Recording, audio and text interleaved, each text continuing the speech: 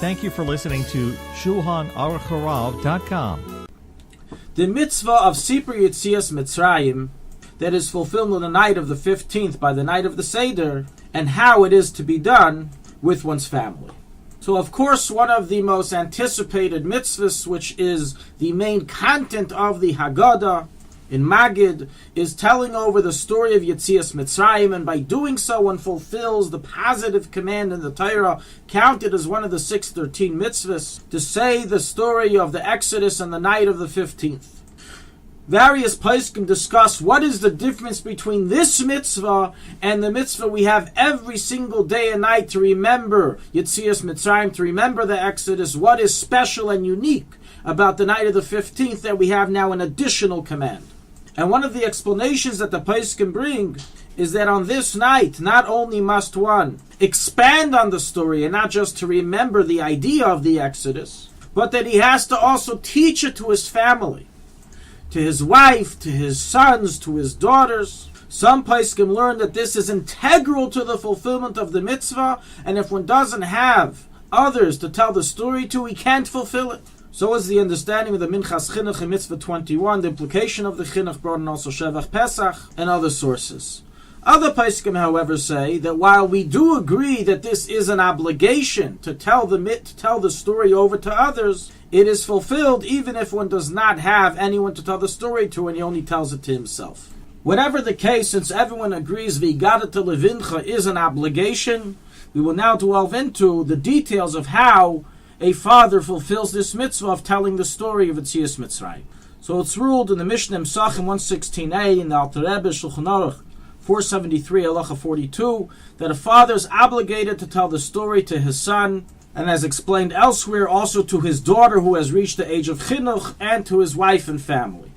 Due to this reason, one is obligated to recite the Haggadah in a language that the women and children understand, and not to stick with the Hebrew Lashon HaKodesh reading if they don't know what's flying. The mitzvah cannot be fulfilled in this way. One is to elaborate on the story in accordance to their capability of understanding, and the Alter Rebbe concludes if they have a broad potential understanding, one is to explain to them everything. But basically the father needs to estimate the intellectual capability of his children and family and teach them to the maximum that they are able to intake, each according to their level. It is due to this reason that it's recorded in the Shulchan Aruch in 472 halacha 1 that the Seder is to begin immediately after nightfall in order so the children are awake and one is able to fulfill with them his positive command of V'yigadat levincha. The mitzvah of telling the story over to one's family and son applies even if the son is already much older, he's already an adult, he's a scholar in his own right. Nevertheless, the father has a command to tell him the story according to his understanding. So writes the Rambam in Hilchos Chametz U'Matzah, chapter 7, halacha 2. Accordingly, such a father is to research new insights into the Haggadah, into the story, so he can share something novel with his scholarly son. One who does not have a son is obligated to tell the story to his daughter or wife, and if he does not have a wife, he is to read the Haggadah together with a friend.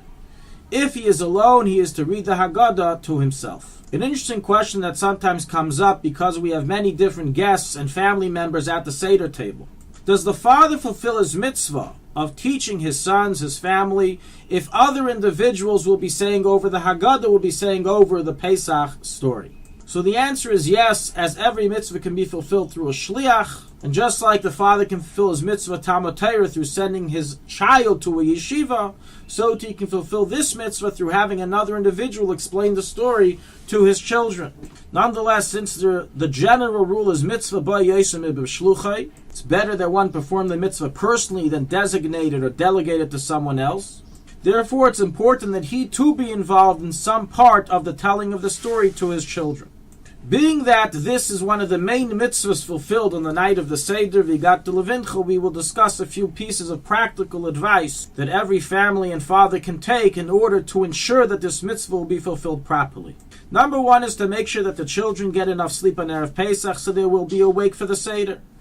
Number two, you should create a game plan before the Seder of how to get the children's attention, which can be quite challenging for a lengthy period of time. And thus one should review and prepare for the Seder already beforehand, tailoring what you will say in a way that will captivate the little minds of the audience, meaning the children.